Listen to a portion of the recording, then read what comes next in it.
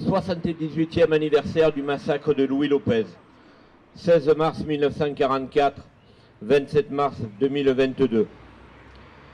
Mesdames et messieurs, monsieur l'adjoint au maire, monsieur le conseiller municipal, madame la conseillère municipale, mesdames et messieurs les élus, l'Île-sur-Sorgue-Velleron, messieurs les représentants de la famille de Louis Lopez, messieurs de Maria et Lopez, les associations patriotiques, la RAC, la NACR, les porte-drapeaux, bien chers camarades, nous voici rassemblés ici, devant ce 442 cours Émile Zola, sur les lieux mêmes de l'exécution du massacre de notre camarade Louis Lopez, alias Jules, son nom de guerre, dans les rangs des forces des francs-tireurs partisans français FTPF.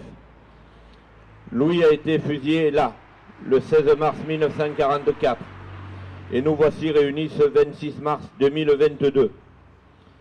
78 printemps se sont écoulés et nous voici recueillis afin d'évoquer la mémoire, le combat de ce jeune journalier communiste, fauché dans sa pleine jeunesse à l'âge de 28 ans. Alors, l'histoire, le déroulement des faits de cette journée noire du 16 mars 1944 nous semblait figé dans la pierre, dans les lignes des archives historiques. C'est sans compter sur l'excellente mémoire d'un combattant sans uniforme, un maquisard, un agent de liaison chargé de transporter vivres, mitrailles et grenailles, à dos de mulet entre deux maquis, le maquis Jean-Robert et le maquis Jean-Robert des Monts de Vaucluse et le maquis de la Rivière en Luberon.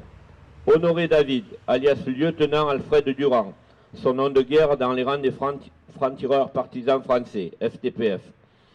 C'est grâce à l'engagement de nos camarades Julliard de Saint-Pantaléon qu'une petite délégation s'est donc rendue au domicile d'Honoré David, Vieux-Pontet, Vélorgue, l'Île-sur-Sorgue. Nous étions le 13 novembre dernier, et cette mission avait comme seul objectif bien pacifiste la rencontre entre Honoré et Pierre Aurigné, Coquinette.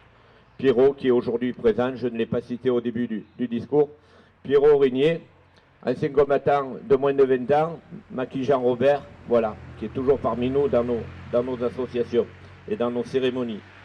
Le 13 novembre, donc, nous étions partis avec Pierrot chez Honoré David pour cette grande rencontre. Ces deux jeunes hommes étaient tous les deux dans le maquis, vivent encore tous les deux aujourd'hui à l'Île-sur-Sorgue, mais s'étaient perdus de vue depuis des décennies. Lors de cette rencontre emplie d'émotion et de camaraderie, Honoré évoqua la mémoire de Louis Lopez.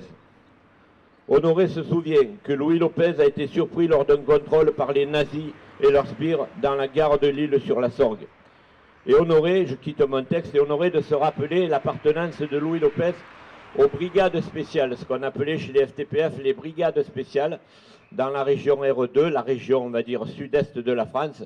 C'était des jeunes femmes, des jeunes hommes qui étaient épris de courage, qui avaient une totale abnégation et qui allaient faire des coups, des missions là où l'exécutif, là où le national, comme on disait à l'époque, les agents du national des FTPF leur demandaient de faire des coups.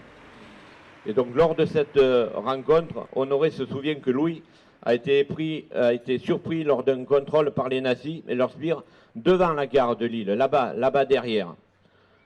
Avec les grenades qu'il transportait sur lui, il s'est enfui brusquement pour éviter une fouille qui l'aurait confondu. Course-poursuite sur l'avenue Julien Guigues, tourne à gauche sur le cours Émile Zola, mais l'ennemi, le nazi, le rattrape, le fouille, le confond avec ses munitions et l'exécute là, ici, sur ces lieux. Louis Lopez avait 28 ans, franc-tireur partisan français, il transportait des grenades, des munitions précieuses dans ce combat contre l'ennemi nazi, l'ennemi fasciste. L'occupant renseigné, mené, introduit par leurs tristes complices français, qui contre argent, faveur et flatterie, donnaient, balançaient, dénonçaient tous ces hommes et toutes ces femmes qui constituaient l'armée de l'ombre, la résistance et le maquis. Alors, mesdames et messieurs, bien chers camarades, 78 années après, il est toujours si important, primordial, de ne pas oublier l'abnégation, le combat de Louis Lopez comme celle de tous les combattants du nazisme. Si depuis la libération de la France, suivie par la libération de tous les camps de concentration, déportés et résistants savent très bien nous répéter plus jamais ça, les tristes actualités européennes et françaises nous démontrent que chaque jour, chaque heure, combien le combat pour la paix, pour la liberté est vital. Le Parti communiste français sera toujours là pour perpétuer le souvenir de Louis Lopez, de la résistance, de la déportation. Alors, camarades, comme Louis, si tu tombes un jour, un ami, un camarade sort de l'ombre à ta place. Je vous remercie.